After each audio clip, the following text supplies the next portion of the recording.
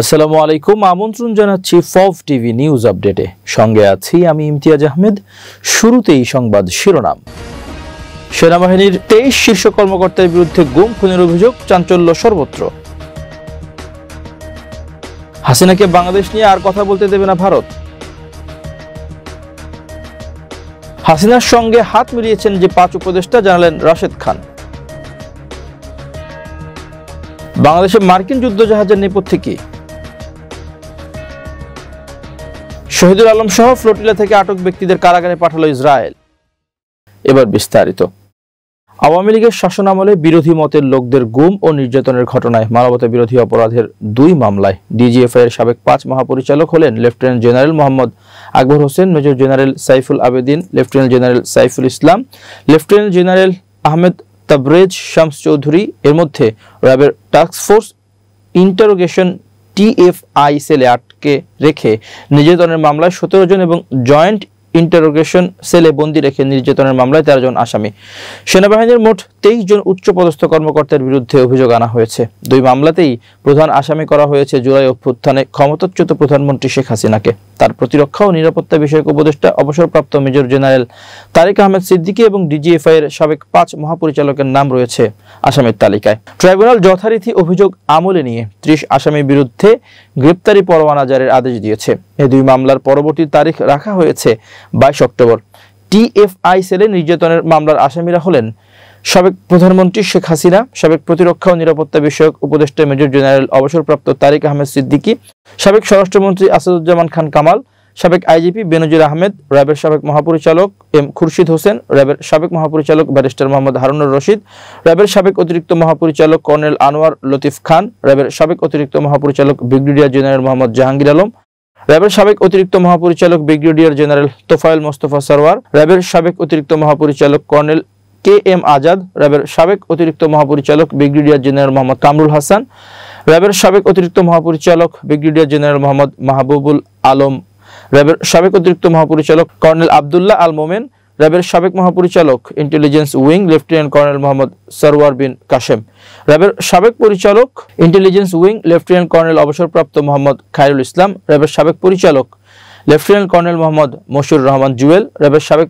পরিচালক lieutenant colonel Saiful Islam Suman. Joint interrogation সেলে নির্যাতনের মামলার আসামিরা হলেন সাবেক প্রধানমন্ত্রী শেখ হাসিনা, সাবেক প্রতিরক্ষা ও নিরাপত্তা বিষয়ক উপদেষ্টা মেজর জেনারেল অবসরপ্রাপ্ত তারিক আহমেদ সিদ্দিকী, ডিজিএফআই এর সাবেক মহাপরিচালক লেফটেন্যান্ট জেনারেল অবসরপ্রাপ্ত মোহাম্মদ আকবর হোসেন, ডিজিএফআই এর সাবেক মহাপরিচালক major general Mohammad Saiful Abedin, DGFI এর সাবেক মহাপরিচালক লেফটেন্যান্ট জেনারেল অবসরপ্রাপ্ত মোহাম্মদ সাইফুল আলম, ডিজিএফআই এর সাবেক মহাপরিচালক লেফটেন্যান্ট জেনারেল অবসরপ্রাপ্ত আহমেদ তাবরেজ শামস চৌধুরী, ডিজিএফআই এর সাবেক মহাপরিচালক মেজর জেনারেল অবসরপ্রাপ্ত হামিদুল হক, সিটিআইবির সাবেক পরিচালক মেজর জেনারেল অবসরপ্রাপ্ত মোহাম্মদ তৌহিদুল ইসলাম, সিটিআইবি ও ডিজিএফআই এর সাবেক পরিচালক major general Sheikh Mohammad Sarwar Hossain, CTIB ও ডিজিএফআই এর সাবেক পরিচালক major general Kabir Ahmad, CTIB ও ডিজিএফআই এর সাবেক পরিচালক brigadier general Mohammad Mahbubur Rahman Siddiqui, CTIB ও ডিজিএফআই এর সাবেক পরিচালক brigadier general Ahmed Tanvir Mazhar Siddiqui, lieutenant colonel Maksurul Haque. TFI সেলে বন্দী রেখে নির্যাতনের ঘটনায় মানবতা বিরোধী অপরাধের মোট 5টি অভিযোগ আনা হয়েছে। আর জেআইসিতে বন্দী রেখে নির্যাতনের ঘটনায় মানবতা বিরোধী অপরাধের 5টি অভিযোগ আনা হয়েছে। আওয়ামী লীগ সরকারের শাসনামলে বিরোধী মতের বহু মানুষকে তুলে নিয়ে বিচার বহির্ভূতভাবে অজ্ঞাত স্থানে আটক রাখার অভিযোগ ওঠে। সেসব বন্দিশালার প্রতীকী নাম রাখা হয় আয়নাঘর। গণঅভ্যুত্থানের মুখে দেশ ছেড়ে পালাতে হয়েছিল স্বৈরাচারী শেখ হাসিনাকে। এরপর থেকে তিনি আশ্রয় নিয়েছেন ভারতে। তবে সেখান থেকে একের পর এক বাংলাদেশ নিয়ে উস্কানিমূলক কথা বলে চলেছেন তিনি। শেষ 14 মাস ধরে এটাই করে যাচ্ছেন সাবেক এই প্রধানমন্ত্রী। তবে এবার তার সেই স্বাধীনতায় হস্তক্ষেপ করেছে ভারত। তাকে আর কথা বলতে দেবে না বাংলাদেশ নিয়ে। মূলত বাংলাদেশের সঙ্গে সম্পর্ক উন্নয়নের নজর দিয়েই এই উদ্যোগ নিতে চলেছে দেশটি। দক্ষিণ এশিয়া বিশেষজ্ঞ শ্রী রাধা দত্তের বরাত দিয়ে সিনিয়র সাংবাদিক মোস্তফা ফিরোজ জানিয়েছেন এই কথা। সম্প্রতি নিজের ইউটিউব চ্যানেলে তিনি বলেছেন, ভারতে শেখ হাসিনার জামাই আদর সম্ভবত বন্ধ হয়ে যাচ্ছে। তাকে বলা হয়েছে বাংলাদেশ নিয়ে ভারতের মাটি থেকে কোনো কথা না বলতে। তিনি যদি বলতে থাকেন তাহলে ভারতের সঙ্গে বাংলাদেশের সম্পর্ক আর কখনোই ভালো হবে না। আসছে বছর নির্বাচন হবে বাংলাদেশে, আর এই নির্বাচনে বিএনপি অথবা জামাত আসতে চলছে ক্ষমতায়, সেটা ভাবছে ভারত। তবে ক্ষমতায় যেই আসুক তাদের সঙ্গে সুসম্পর্ক তৈরি করতে প্রস্তুতি নিচ্ছে ভারত। তিনি বলেন, ভারত সরকার সিদ্ধান্ত নিয়েছে যে তারা আগামী নির্বাচন থেকে যারা পরবর্তী সরকারে আসবে তাদের সঙ্গে সুসম্পর্ক গড়ে তুলবে। ভারত নিশ্চিতভাবে জানে যে আগামী সরকার হবে বিএনপি অথবা জামাত সরকার। দুই সরকারের যারাই নির্বাচিত হোক না কেন তাদের সঙ্গে সুসম্পর্ক বজায় রাখবে ভারত। এই সুসম্পর্ক তৈরি করতেই মূলত হাসিনাকে বাংলাদেশ নিয়ে উস্কানিমূলক কথা বলতে দেবে না ভারত। তবে নেতাকর্মীদের সঙ্গে অবশ্য কথা বলতে পারবেন তিনি। মোস্তফা ফিরোজ বলেছেন, বাংলাদেশ সম্পর্কে ভারতে যে দিল্লিতে বসে কোনো কথা বলা যাবে না। যদি তিনি শেখ হাসিনা কথা বলতে থাকেন তাহলে বাংলাদেশের সঙ্গে ভারতের সম্পর্ক আর উন্নত হবে না, স্বাভাবিক থাকবে না। সরকারের 5 জন উপদেষ্টা শেখ হাসিনার সঙ্গে হাত মিলিয়ে ষড়যন্ত্রে লিপ্ত হয়েছেন বলে অভিযোগ করেছেন গণ অধিকার পরিষদের সাধারণ সম্পাদক রাশেদ খান। বৃহস্পতিবার 9 অক্টোবর রাজধানীর ঐক্যমত্য কমিশনের বৈঠক শেষে সাংবাদিকদের সামনে তিনি এমন অভিযোগ করেন। রাশেদ খান বলেন, আমাদের আজকের আলোচনায় মনে হয়েছে আমরা যারা নতুন করে আলোচনা শুরু করেছি, অথচ আজ চূড়ান্ত সিদ্ধান্ত আসার কথা ছিল। আমি দৃঢ়ভাবে বলছি, শেখ হাসিনার সঙ্গে 5 জন উপদেষ্টা হাত মিলিয়েছে এবং তারা ষড়যন্ত্রে লিপ্ত হয়েছেন। আজকের আলোচনা দেখে মনে হচ্ছে আমরাও যেন শেখ হাসিনার সঙ্গে হাত মিলিয়ে ফেলেছি। ঐক্যমত্য কমিশনের কয়েকটি দল আগের অবস্থান থেকে ইউটার্ন নিয়েছে অভিযোগ করে রাশেদ খান বলেন, গত বৈঠকে তারা বলেছিল একই দিনে জাতীয় নির্বাচন ও জুলাই জাতীয় সনদের পক্ষে গণভোট চায়, কিন্তু আজ তারা বলছে নির্বাচনের আগে গণভোট। এই ধরনের দ্বিচারিতা জনগণ পছন্দ করে না। গণ অধিকার পরিষদের সাধারণ সম্পাদক আরো বলেন, আমাদের রাজনীতিবিদদের এই চরিত্র জনগণ অপছন্দ করে। সকালে এক কথা, বিকেলে আরেক কথা। আজকের আলোচনা দেখে মনে হচ্ছে আমরা সামনে না গিয়ে বরং 8 মাস পিছিয়ে যাচ্ছি। ঐকমত্য কমিশনের মধ্যে দলগুলোর মধ্যে আস্থা ও বিশ্বাসের ঘাটতি রয়েছে বলেই জুলাই জাতীয় সনদ বিষয়ে গণভোটের প্রস্তাব এসেছে উল্লেখ করে তিনি বলেন, যদি আমাদের মধ্যে আস্থা বিশ্বাস থাকতো তবে ঐকমত্যের ভিত্তিতে সিদ্ধান্ত নিলেই চলতো, গণভোটের দরকার হতো না। রাশেদ খান আরো বলেন, আমরা 9টি রাজনৈতিক দল বসে আলোচনা করেছি, কিন্তু আজকের বৈঠকে মতপার্থক্য দেখা গেছে। যদি এভাবে চলতে থাকে আরো 1 মাসেও কোনো সিদ্ধান্তে পৌঁছানো যাবে না।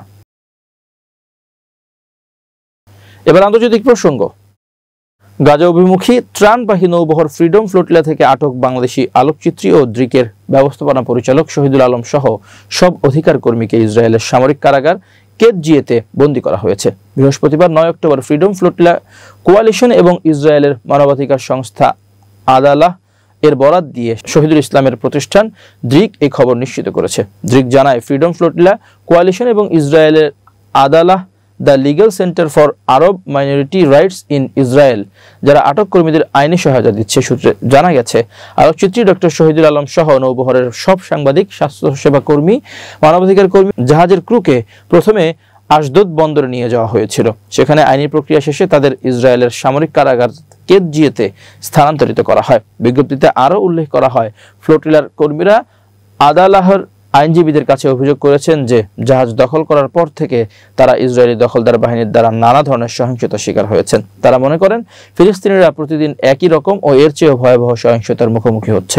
দ্রিক অবিলম্বে সব ফিলিস্তিনি বন্দীদের মুক্তি এবং সব ফ্লোটিলা অ্যাক্টিভিস্টদের মুক্তি দাবি করে বলেছে, ফিলিস্তিন মুক্ত হবেই। প্রসঙ্গত, নাগেভ মরুভূমিতে অবস্থিত কেতজিয়েত কারাগারে দখলদার ইসরায়েলি বাহিনী প্রায় 10,000 ফিলিস্তিনিকে বন্দী করে রেখেছে। বাংলাদেশের জলসীমায় যুক্তরাষ্ট্রের যুদ্ধ জাহাজের আগমন নিয়ে ইতোমধ্যে ব্যাপক বিতর্ক ও আলোচনা সমালোচনা তৈরি হয়েছে। অনেকে এটাকে দেখছেন আগ্রাসন ও যুক্তরাষ্ট্রের প্রতি নতজানু নীতি হিসেবে। তবে আন্তঃবাহিনী জনসংযোগ পরিদপ্তর আইএসপিআর এক বিজ্ঞপ্তিতে জানায়, 3 দিনের শুভেচ্ছা সফরে যুক্তরাষ্ট্রের নৌবাহিনী জাহাজ ইউএসএস ফিটজেরাল্ড বুধবার বাংলাদেশের জলসীমায় এসে পৌঁছেছে। এ সময় বাংলাদেশ নৌবাহিনী জাহাজ বানৌজা আবু ওবাদা সফরকারী জাহাজটিকে অভ্যর্থনা জানায়। বিজ্ঞপ্তিতে বলা হয়, সফরকারী জাহাজের কর্মকর্তাদের সাথে নৌবাহিনীর কর্মকর্তাগণ পারস্পরিক শুভেচ্ছা ও কুশলাদি বিনিময় করেন। এই সফরের মাধ্যমে 2 দেশের নৌবাহিনীর সদস্যগণ পেশাগত জ্ঞান, অভিজ্ঞতা ও দক্ষতা বিনিময়ের সুযোগ পাবে। পারস্পরিক কার্যক্রম এবং পেশাগত উৎকর্ষ প্রত্যক্ষভাবে পর্যবেক্ষণ করার মাধ্যমে উভয় দেশের নৌ সদস্যদের মধ্যে পারস্পরিক বোঝাপড়ার সমন্বয় ঘটবে। এবার বিজ্ঞান ও প্রযুক্তির খবর। প্রতি বছর অক্টোবর মাস এলেই সারা বিশ্বে নোবেল পুরস্কার নিয়ে উন্মাদনা শুরু হয়। বিজ্ঞান দুনিয়ার নানা বিষয়ে নোবেল পুরস্কার জয়ী বিজ্ঞানীদের নাম জানতে অধীর আগ্রহে অপেক্ষা করেন বিশ্বের নানা দেশের মানুষ। তবে পদার্থবিদ্যা, রসায়ন, চিকিৎসা শাস্ত্র, সাহিত্য, শান্তি ও অর্থনীতিতে বিশেষ অবদান রাখা ব্যক্তিদের নোবেল পুরস্কার দেওয়া হলেও গণিতের ক্ষেত্রে এই পুরস্কার দেওয়া হয় না। সুইডেনের বিজ্ঞানী আলফ্রেড নোবেলের নামে ও তার রেখে যাওয়া অর্থে এই পুরস্কার দেওয়া হয়। তিনি নোবেল পুরস্কারের তালিকা থেকে গণিতকে বাদ দিয়েছিলেন। সম্ভবত তিনি মানবজাতির জন্য ধরা যায় বা দেখা যায় এমন আবিষ্কার বা উদ্ভাবনের বিষয়কে জোর দিতে চেয়েছিলেন বলে গণিতকে নোবেল পুরস্কারের তালিকায় রাখেননি। আলফ্রেড নোবেল কেন গণিতকে নোবেল পুরস্কারের তালিকায় স্থান দেননি তা নিয়ে অনেক তথ্য রয়েছে। একটি তথ্য নোবেলের ব্যবহারিক দর্শনকে কেন্দ্র করে গড়ে উঠেছে। আলফ্রেড নোবেলের উইলে সুনির্দিষ্টভাবে এমন আবিষ্কারকে পুরস্কৃত করার কথা বলা হয় যা বাস্তব উপায়ে মানবজাতির জন্য সর্বশ্রেষ্ঠ সুবিধা প্রদান করে। তিনি সম্ভবত গণিতকে ভিত্তিগত বা তাত্ত্বিক বলে মনে করতেন। অন্যদিকে চিকিৎসা, রসায়ন বা পদার্থবিদ্যার মতো ক্ষেত্রকে বেশি গুরুত্ব দিতেন তিনি। আরেকটি তথ্যে দাবি করা হয়েছে নোবেল সুইডিশ গণিতবিদ গোস্তা মিটাল লেফলারের প্রতি বিদ্বেষ পোষণ করতেন। সেই বিদ্বেষের পেছনে সম্ভবত কোনো রোমান্টিক আগ্রহ বা পেশাগত মতানৈক্য ছিল, যদিও এই তত্ত্বকে ইতিহাসবিদেরা গুরুত্ব দেন না। আলফ্রেড নোবেল সম্ভবত এমন ক্ষেত্রকে উৎসাহিত করতে চেয়েছিলেন যা প্রণোদনা ও জনসাধারণের মনোযোগ থেকে উপকৃত হতে পারে। গণিতে নোবেল না থাকলেও অনেক গণিতবিদ নোবেল জিতেছেন, যেমন গণিতবিদ জন ন্যাশের 1994 সালের অর্থনীতিতে নোবেল পুরস্কার পান। জন ন্যাশ গেম থিওরিতে তার মৌলিক অবদানের জন্য এই পুরস্কার পান। ন্যাশ ইকুইলিব্রিয়াম ধারণাটির আবিষ্কার ও প্রমাণের জন্য তিনি বিখ্যাত। এই তত্ত্ব অর্থনৈতিক প্রতিদ্বন্দ্বিতা ও কৌশলগত সিদ্ধান্ত গ্রহণে বিপ্লব এনেছে। আর গণিতবিদ লিওনিড হুরিউজ 2007 সালে মেকানিজম ডিজাইন থিওরির জন্য অর্থনীতিতে নোবেল পুরস্কার পান। এই থিওরি অনুসারে অর্থনীতির বিভিন্ন ক্ষেত্রে সামাজিক বা অর্থনৈতিক ফলাফল অর্জনের জন্য কার্যকর প্রতিক্রিয়া তৈরি করতে গাণিতিক মডেল ব্যবহার করে। এছাড়া গণিতবিদ রবার্ট এউম্যান ও লয়েড শেপলি অর্থনীতিতে নোবেল পুরস্কার পেয়েছেন। এবার খেলার খবর। ফুরালো অপেক্ষা, 8 বছর পর বিশ্বকাপে ফিরছে মিশর। মোহাম্মদ সালাহর জোড়া গোলে 2026 বিশ্বকাপের টিকিট কেটেছে তারা। এক ম্যাচ হাতে রেখেই সেরাদের সেরার মঞ্চে পা রাখলো মিশরীয়রা।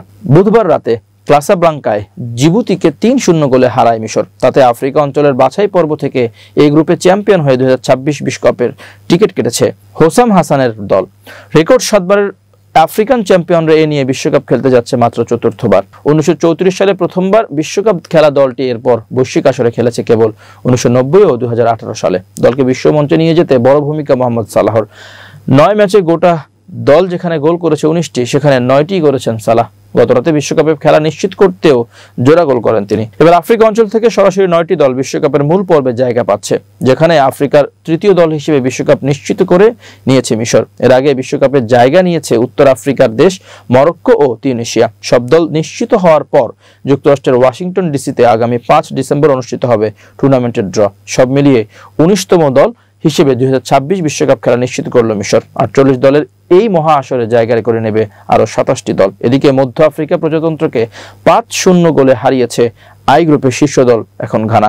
12 অক্টোবর শেষ ম্যাচে কামরুসের বিপক্ষে 1 পয়েন্ট পেলেই চলবে ঘানার। আবার আফ্রিকার আরেক দেশ কেপ ভার্দে গত রাতে লিবিয়াকে হারালে প্রথমবারের মতো উঠে যেত বিশ্বকাপে, কিন্তু লিবিয়ার সাথে 3-3 গোলের ড্র করায় ইতিহাস গড়ার অপেক্ষা বেড়েছে দলটির। এদিকে বৃহস্পতিবার সোমালিয়ার বিপক্ষে জিতলেই গ্রুপ জি থেকে আলজেরিয়া আফ্রিকার চতুর্থ দল হিসেবে 2026 বিশ্বকাপ নিশ্চিত করবে।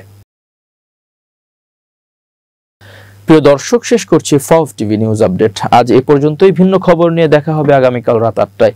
নিজেকে আপডেট রাখতে সাবস্ক্রাইব করুন চ্যানেলটি। নিয়মিত লাইক, কমেন্ট ও শেয়ার করে ছড়িয়ে দিন সর্বত্র। সুস্থ থাকুন, নিরাপদে থাকুন। আল্লাহ হাফেজ।